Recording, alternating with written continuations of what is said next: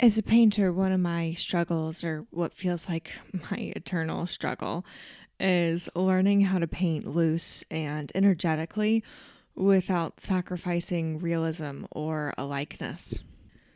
This month, I got my copy of the master Richard Schmid's new book on still life painting, and it really has me thinking about what I can do to achieve this in my work. I've put a link to the book in the comments below, but in general, if you want great examples of what I mean, check out the work of Richard Schmid or any of the Putney painters. I even have a special Pinterest board for inspiration dedicated just to them, so I'll add a link to that too. Back to the topic of looseness, though, the challenge as I see it is to create these brushstrokes that simultaneously feel bold, energetic, and look as though they're out of control while being perfectly accurate. And what I found is that out of control look is just an illusion. Yes, you can use your brush in unique ways that make unique marks, and maybe sometimes those marks aren't exactly what you expected them to be, but at the same time, there's really nothing random about that approach to painting.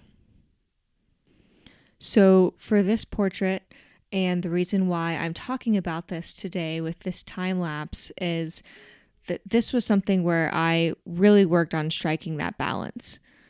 Yes, I have tight blended brushwork in this boy's face, but in the areas of his shirt and the background, and particularly his hair, felt like places where once I knew the drawing was right, I could afford to experiment.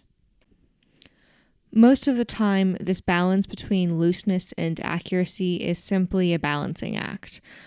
I make sure the shapes of his facial features are all there. I go tighter on the eyes, the nose, the lips, as these are all areas where our eyes naturally want to rest. But ears, hair, clothes, background, I see these as invitations to embellish, exaggerate, and experiment. So this painting was a lovely little breakthrough in one specific place. It had to do with the wetness of both the hair and the background and letting those two areas meld, as you'll see in just a moment.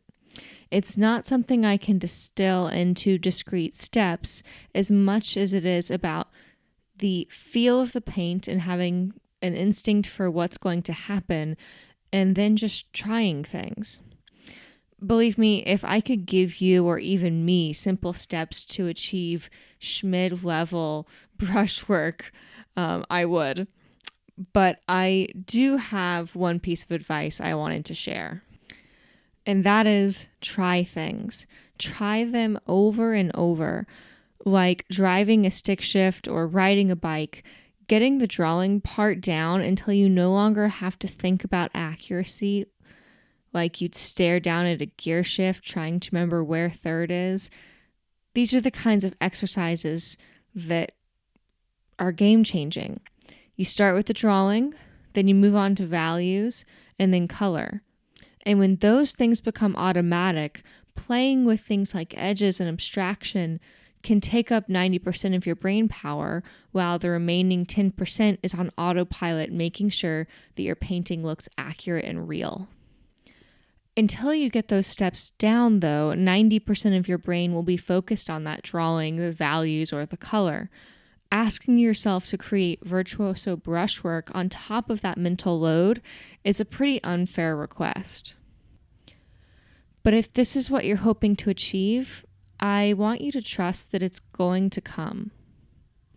It may not be immediate, it may not be when you want, but if you're putting in the painting hours, those brush miles, and you're being deliberate about your practice, I'm confident that you're going to get there. So in this painting, here's where the magic happened for me. Because of how wet my paint was and how thickly it was applied, I could let his hair melt into the background. That's it. That's the beautiful breakthrough I had in this painting. I loved how soft it lets that edge become, really showing how his head is curving back into space. And it's not just that, it grounds the background too, marrying the color of his complexion with this minty green he was sitting in front of. I've really been enjoying these more casual chats lately. I feel like it helps me avoid repeating steps and explanation that become pretty repetitive painting after painting, and let me dive into concepts I usually only have time for with my one-on-one students. But tell me what you think. Do you like the more casual chats? Let me know in the comments below. And as always, I have new videos coming every Monday and Thursday, so make sure to like this video, subscribe, and hit the notification bell so you don't miss a thing. Thank you for watching.